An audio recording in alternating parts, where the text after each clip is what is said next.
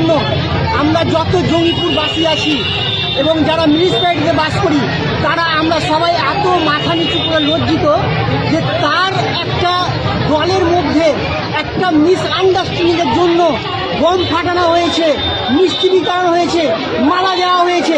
এইগুলো ওই বিধায়ক সামনে দিনে যে ওর ভোট আসবে, আমাদের যে জঙ্গিপুর তথা 58 নম্বর বিধানসভার জনগণ, আপামর জনগণ তাকে কিন্তু কড়া জবাব দিয়ে দেবে। এই জবাবের জন্য উনি কিন্তু প্রস্তুত থাকুন। আর এটা ওর একটা ঐতিহাসিক ভুল, যেটা আমাদের জঙ্গিপুর মিউনিসিপ্যালিটির কোনোদিন আজ পর্যন্ত প্রশাসক দিয়ে জঙ্গিপুর মিউনিসিপ্যালিটিতে কাজ হয়নি। আজকে সেই ইতিহাসের পাতা আজকে আমাদের বিধায়ক বাবু এবং জাকির সাহেব আজকে পাতা উল্টে দিলেন এবং ইতিহাস অন্য দিক থেকে লেখা হয়ে গেল। এইটা জঙ্গিপুরবাসী পরতে ভাবলো যে আমাদের এই বিধায়ক কী না করতে পারে। আমি যতদূর জানি আমার বয়স অনেক ছোট, বিধায়ক বাবু অনেক বড়, আমার পিতৃতুল্য মানুষ, কিন্তু বিধায়ক বাবুর কোনো ভাগাভাগির সমস্যা নেই।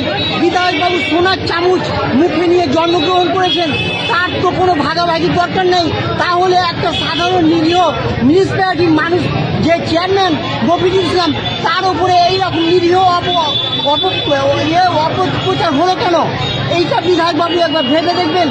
আর মানুষ হিসাবে প্রত্যেকটা মানুষের ভুল হয়।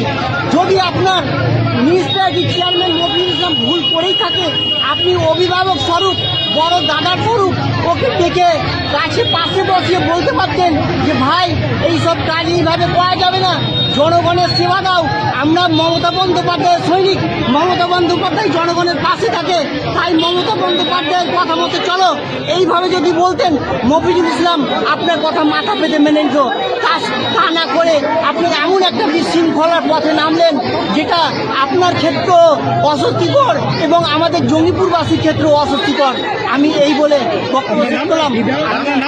আমার নাম সেন্টু শেখ, 20 নম্বর ওয়ার্ডের তৃণমূলের একজন সক্রিয় কর্মী।